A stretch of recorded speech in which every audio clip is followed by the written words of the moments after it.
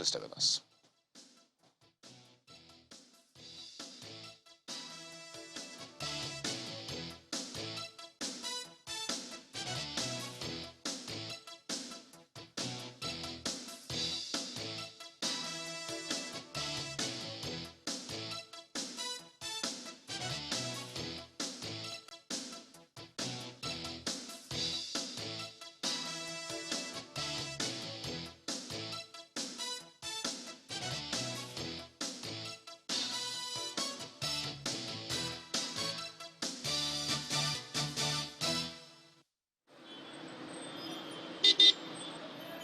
From haulage to consumer goods, retail outlets, small businesses, and manufacturers, diesel is an essential commodity running these businesses. Data from the National Bureau of Statistics indicates the average cost of diesel in January 2021 stood at 225 naira per litre. The price rose to 228 naira per litre in February and 235 naira per litre in March. Compared to the first quarter of 2022, the average cost of diesel rose to 350 naira per litre in January, 450 naira per litre in February, and 650 naira per litre in March. The MBS data also indicates diesel price was 131.47 naira per litre in June 2015 when President Muhammad Buhari came into power.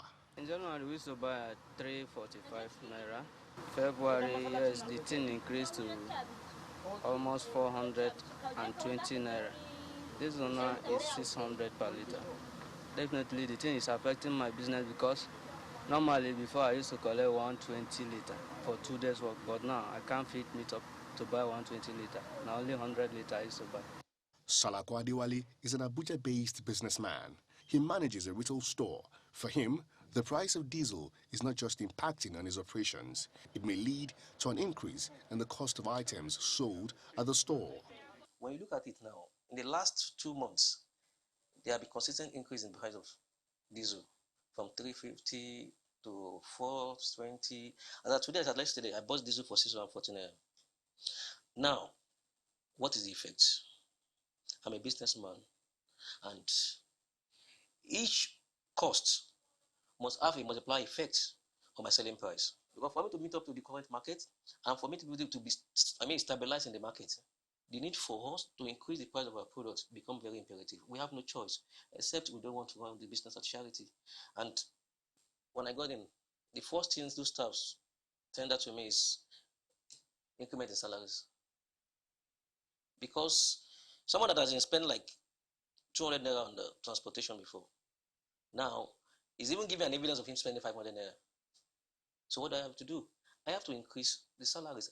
According to the Independent Petroleum Marketers Association of Nigeria, several factors are responsible for the rising cost in diesel. Any imported product, whether it's diesel or it's not diesel, maybe the dollar sniffs, the other products, the prices goes up.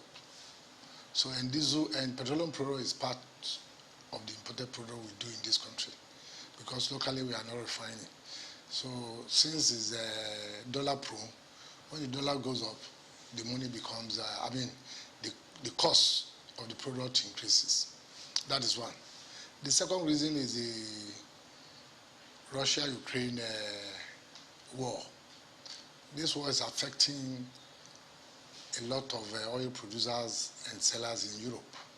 And since we import these petroleum products, we have no choice than to go by the way things are over there, because the prices of the oil has increased, refined oil.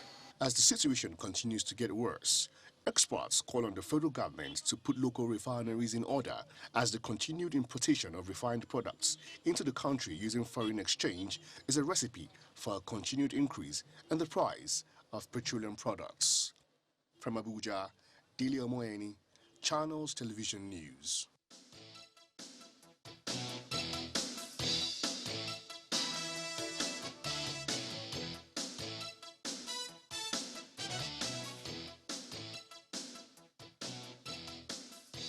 sundry issues to discuss whenever we talk economy. But the major issue many economists tell us is that of infrastructure. And we began the program this morning by talking about an attack on one of those infrastructures. So let's begin from there this morning with Mr. Kola Ayeye, who is an economist and CEO, GDL Asset Management Limited. Thanks for joining us this morning. Aaron Kayode, thank you very much for having me. You must be heartbroken yourself as an investor, imagining how much investment has been made to put the rail tracks in place, and then this. And okay, today it's Abuja Kaduna. God forbid that this happens along Lagos-Ibadan Express rail track. What's the other one now? There's so many other rail tracks coming up here and there. In terms of infrastructure, those ones are coming up. Shouldn't we be talking about some form of protection for those infrastructural investments, not just by government, but by the people as well? Thank you very much once again, and good morning. Some things astronomically spike up the cost of living and the cost of doing business. I think in any environment, we must have a fair allocation of roles. Primarily, protection of life and property is a primary duty of government. And if I recall correctly, one of the important points of the three-point agenda of this government is security. And, we're approaching elections for their last term, and the scorecard is not good. It's really sad that a train gets bombed. I suspect that when we have all of the facts, it's possible that some people have lost their lives. It's possible. There have been casualties, actually. Yes. There have been deaths, yes. It's possible some people will have injuries that they will carry for life, physical injuries. Depending on the emotional makeup of people, there are people who will carry emotional scars for life.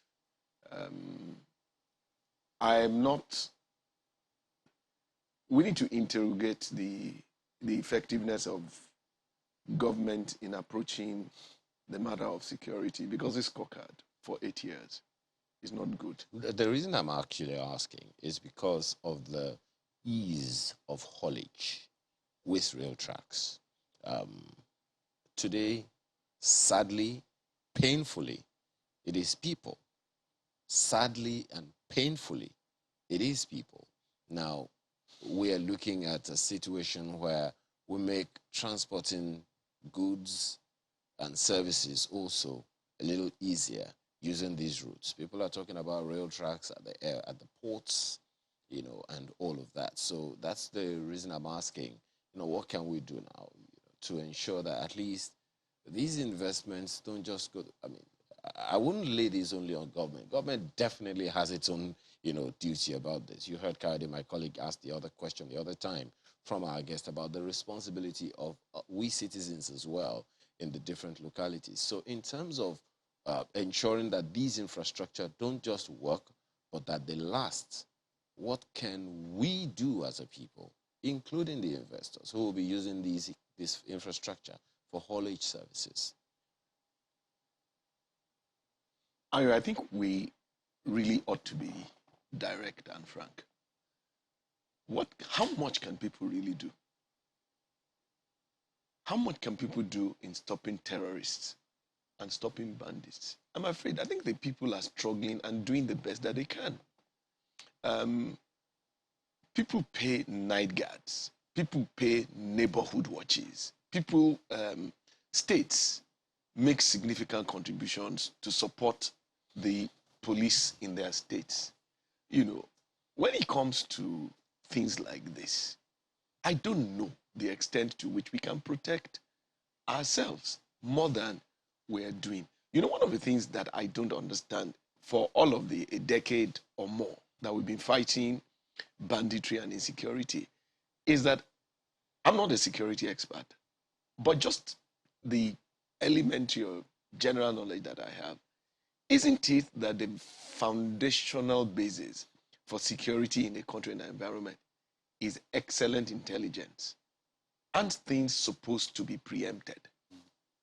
isn't it that when security is effective, what actually ought to happen is that 95, 98, 99% of events are discovered before They happen. they happen. You know, so there are some things we must put on the plate of the private sector. There are things we've not done very well. There are things the citizenry hasn't done very well. What are those things? No, I'm saying that when it comes to security, the government owes us that. Okay, agreed. But you talked about things that need to be to be preempted and all of that. Could we have preempted the inflation figures that's just been released, 15.70 now, according to official figures that we have? Is there any way that could have been preempted and perhaps even forestalled? Okay, the matter of inflation, I think also simultaneously it was announced that the central bank has lent the government 18 trillion naira through ways and means. That's apart from official deficits. I don't see how, with the way we have managed the fiscal profile of the country, I do not see how we can run away from inflation. If government is spending hugely more than it earns, it is inflationary. Particularly when you have to fund a significant part of it locally. It's inflationary. You can't run. I mean, you have to make a choice.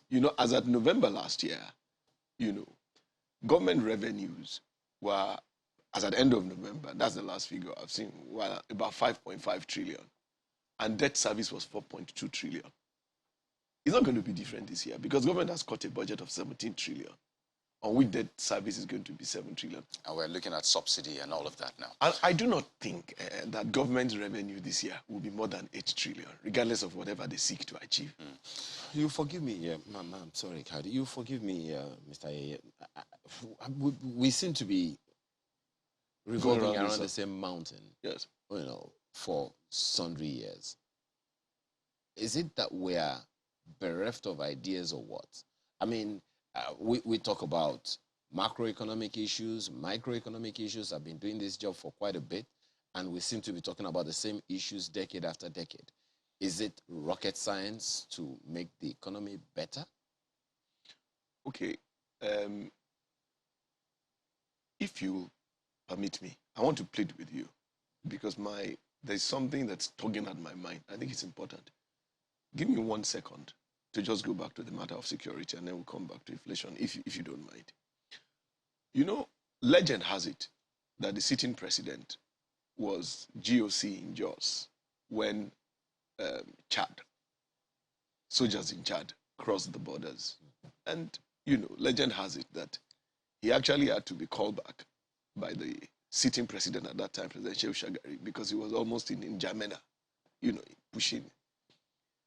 There are things that we all ought to ask ourselves, hard questions about how we have managed security. We have managed security in a sense where we hear that when terrorists are apprehended, they are rehabilitated, and some of them join the military. We have a sitting minister. Some of them join the military? Those are things, you see, those things that should never even be mentioned at all, So those are in the realm of speculation and conspiracy theories. What I'm saying is that you create, in my house, there are some things that nobody ever says because it's absolutely impossible. To even create an environment where some things can be contemplated is bad enough. When these issues of rehabilitations, a senior sitting senator complains about it. I don't have any personal stakes about these matters, but I'm just saying that senior people who have invested with the responsibility of protecting us ought to go back and ask themselves whether the steps they have taken may not have contributed to the failure in managing security. A sitting governor in the Middle Belt, Governor Autumn, continues to complain until he actually leaves the ruling party. You know, in politics, to lose a sitting governor to another party is serious. And he keeps complaining about the way security is being managed. I think it's important to actually discuss security because it has its effect on, in fact... There can't be progress without security. Absolutely. And this conversation around inflation is also quite vital because people experience the insecurity and then they face the rising cost of food. But, you know, elementary economics tells us that inflation is as a result of too much money chasing too few goods. And I'm thinking, wait a minute, I'm not seeing that too much money in this case because if anything, disposable income has reduced. Cost of living is high. So imagine earning 30,000 naira. I mean, fairly you could afford some things, but now with the inflation rates, yes, officially is what, 15, but some tell you is even double or triple that official figure. So what exactly do we have on our hands? I think it's important to set that foundation because, yes, we can look at the textbook definition of inflation, but it looks like there's a Nigerian definition of this inflation because I don't see the too much money. Maybe some see it, maybe you see it. I don't know. So help us understand what we're in. I've heard imported inflation, but what exactly are we facing? Okay, the total money supply in the country is probably somewhere around 40, 45 trillion. I don't know what the current figures are, but it'll be somewhere around that. When government has borrowed 18 trillion in ways and means, it is out of that money supply that it has borrowed. And what that means is that 18 trillion plus whatever else government has borrowed officially has crowded out the private sector. How do you mean? The crowding out effect is whatever government has borrowed and has taken from money supply is not available for the private sector to borrow. Now, what we have had over the years with these huge amounts of borrowing is that the private sector is being crowded out. You know, people talk about cost-push inflation. That is inflation that cost is pushing. So, for example, if there is war in Ukraine and they are not producing wheat and we import wheat and the cost of wheat goes up because of reduction in supply, you know, that cost is the real cost. Cost will push it. If because of that war, the price of crude goes up, and crude is what is used to produce diesel, the cost will go up. So there's just that kind of cost.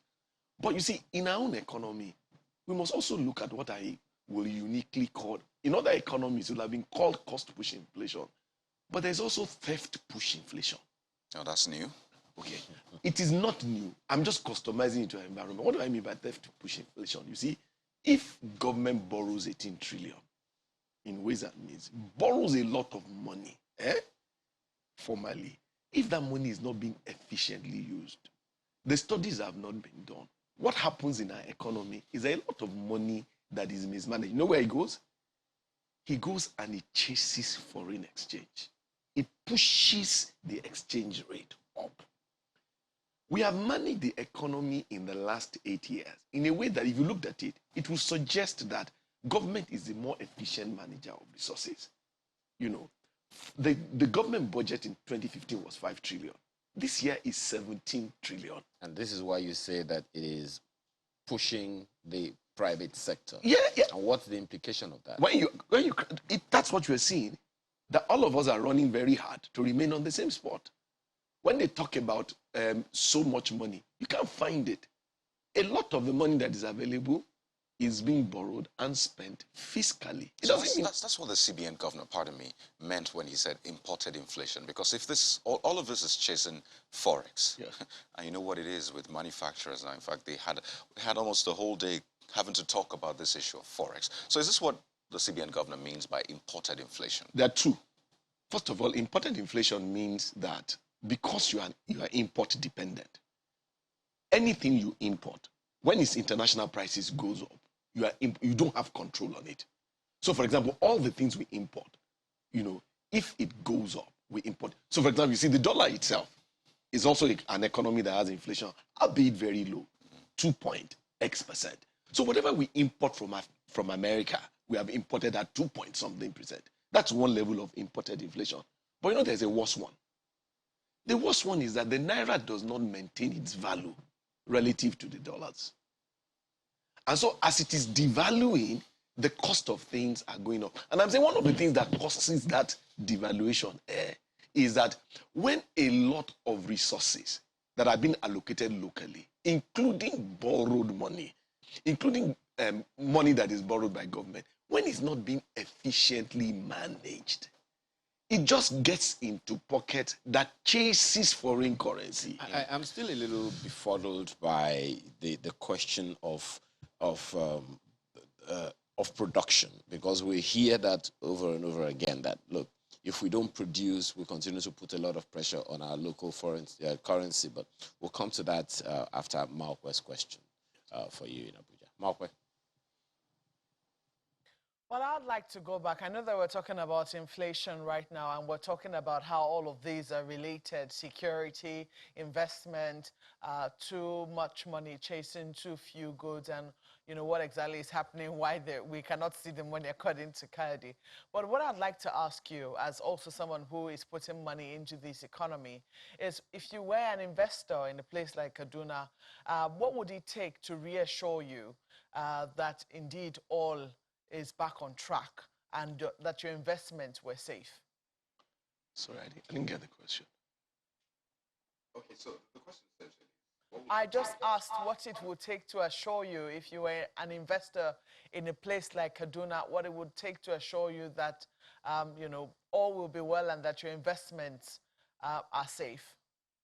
Okay, in a place like Kaduna, is indeed any place that has suffered insecurity, it's tough. It will be hard for an investor who is not yet already there to make the decision to come there. You don't willingly, you are not likely to willingly walk into a war front. But if it's where you're already living, then you do whatever you need to protect yourself. And I think what you've just asked underscores the importance of our getting the issue of security right. And I'll say again, Makwe, if today, if the average person was still on the drawing board thinking of taking a project to a place that was bombed, you are likely to take a second look at the project. That's the reality. I think that at the minimum, security is important. If I do not think that an investment I'm putting on ground is safe, and somebody may just wake up and bomb it, except I'm already there, and then I will not think of how to get government to work with me to protect it. I'm not likely to be eager to go there, and that's the truth. That's the truth. Well, I mean, that's for people who are outside. But, we do know that in the last couple of months, in fact, years, the Kaduna State government has been working quite hard to make sure that investors come into the state. They have pretty good indices when it comes to ease of doing business in the country. And we've seen some, significant progress in terms of infrastructure being put down in the state, et cetera, et cetera. In fact, this Kaduna rail line was also one of the one of the things that has made business easy between Kaduna and Abuja. Of course, the fact that Kaduna also has an airport. Don't forget that when the Abuja airport was shut for months, passengers had to land in Kaduna, then come via rail and sometimes road to Abuja. So, I mean, Kaduna has been central in many ways to Nigeria's developing economy, and talking about diversifying the economy as well. In this sort of situation, what would you say investors would require as a source of assurance? Because some people say this is just, yes, it's a very significant attack, and it's coming no less than 48 hours after we saw another attempted attack on the international airport. And these are critical transport infrastructure. But nonetheless,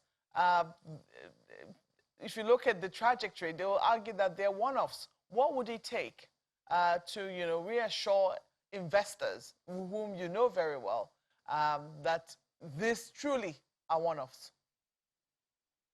But Mark, are they one-offs? I think we need to say some things quite frankly and quite honestly. The governor of Kaduna State has worked very hard. He's worked hard to attract investment, and we must concede a great measure of success to him. But perhaps the results will have been much more if there aren't concerns around security. We need to tell ourselves hard truths. Government must succeed in putting down insecurity. This has gone on too long. And if novel measures are taken to contain insecurity and they are not working, then they must go back to the drawing board. And people will start to talk again about the entire security apparatus of the country, including even the issues of the constitutional provisions for policing, and whether we will need state policing or regional policing. The current architecture is not producing the right kind of. Let me give you an example. I mean, my late father, he went on. He died a year or two ago. But my dad is very close to where he comes from. Growing up, there was hardly a month that he didn't go to Ilesha because he was very attached to Ilesha. A couple of years ago, and this is not Kaduna, this is Lagos, 2 or 3 years ago, when insecurity got very high in Osun State. So when I called him, I said, Dad, I hope that you are, I want to talk to you about the frequency we go to. He said, Kola, you don't need to advise me, I've advised myself. And that's a man that used to show up in Elisha once a month. The last 18, 24 months of his life, that changed. What we need to say to government is what you have done. You've worked hard, but a number of the things you've done has not worked, and we need to deal with it. I mean, let's put ourselves in the shoes of an investor who wants to spend $1 billion, 2, 5, 10 to put a project in Kaduna, and then hears about this bombing. And a few days ago also heard about the attack on the airport. Our job is not to tell them they are one-offs. Our job is to make sure it doesn't happen. And also reassure them. And I think that's the point. So that's what I'm asking you, what it would take. What do you think that the government must put in place to give that level of reassurance? It's not just words. It's something that, reassures indeed the investor that his money is safe. Well, what I understand about other crimes where security works is that the quality of intelligence is critical to security. So if we're doing the right things with intelligence, and if there are several attempts that we are able to preempt, but it does not go public, then some of our leaders, the leading figures in our intelligence services, should be engaging, their corollaries or the intelligence officers of the key embassies to let them know that yes, we dropped 2, but in confidence, these are the other things we've been doing, and these are the things we've preempted. But it's not our job to alarm the. One of the things, my apologies, Mr. One of the things that we lose from the questions that Malkwe has asked, which I wanted to ask you earlier, I just thought we should just, segue into the other conversation, is one of the things we lose from what you are saying is not just the investments, is jobs, is employment. And we all know that unemployment is a catalyst for insecurity. Now, you talked about all the effort that the governor of Kaduna State has put into it, attracting investments, having a card invest every year to ensure that investors come and then jobs are created and all of that. And now this. And this is not the first, and just as you asked the question the other time, and God forbid that this would continue. What then? What more can government do when all efforts are being made to provide employment, to provide investment-friendly environments, and yet insecurity wouldn't abate by people who are enemies of state? So government has a job to do. That job is providing us security. If security incidents, what looks like terrorist incidents, happen, claim lives, destroy property, destroy public infrastructure, government then must communicate to us that the job they're doing is much better than we think. And even if they don't tell us, then they need to communicate to existing investors, prospective investors, including international investors, to let them see how the measures they are taking are effective. I have my concerns. if I was one of those investors, there are questions I will ask. Absolutely. And it's in those kind of fora that those questions should be addressed. I will ask why that it appears unconventional to allow ex-terrorists who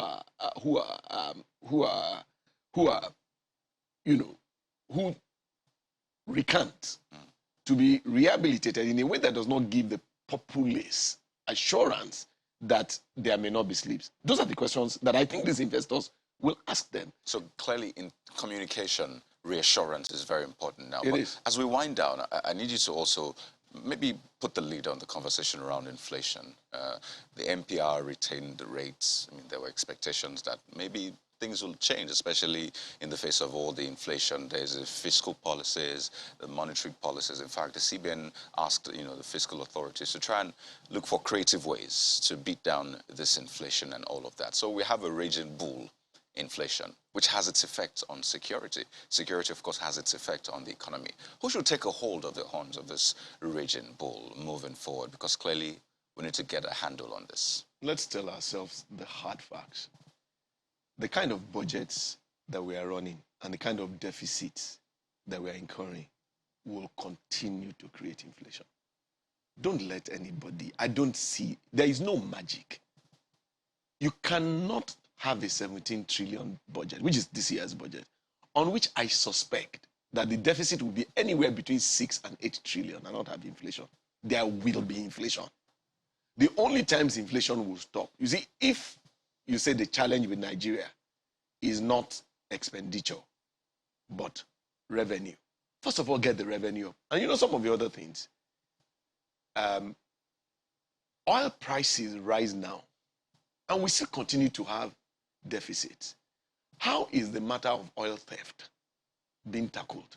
How is the matter of income leakages being tackled? Mr. A, each time we talk about the economy, it's just like an onion. Several peels, several layers. You peel one and then you come up with another, you peel one, you come up with another, and we just have to find a way around it. Don't forget the tears that come with the onions. And the tears that come with the onion. Especially depending also on the size of the onion. One of the things you guys will find is that, in my small corner, I've concluded that until we get our politics right, we won't get our economy right. Well, politics and policies, they seem to go together, sine qua non.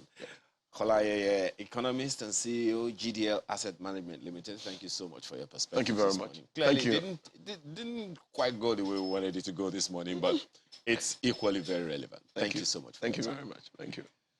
Next stop is another economy we've not been paying attention to. It's sports. After now.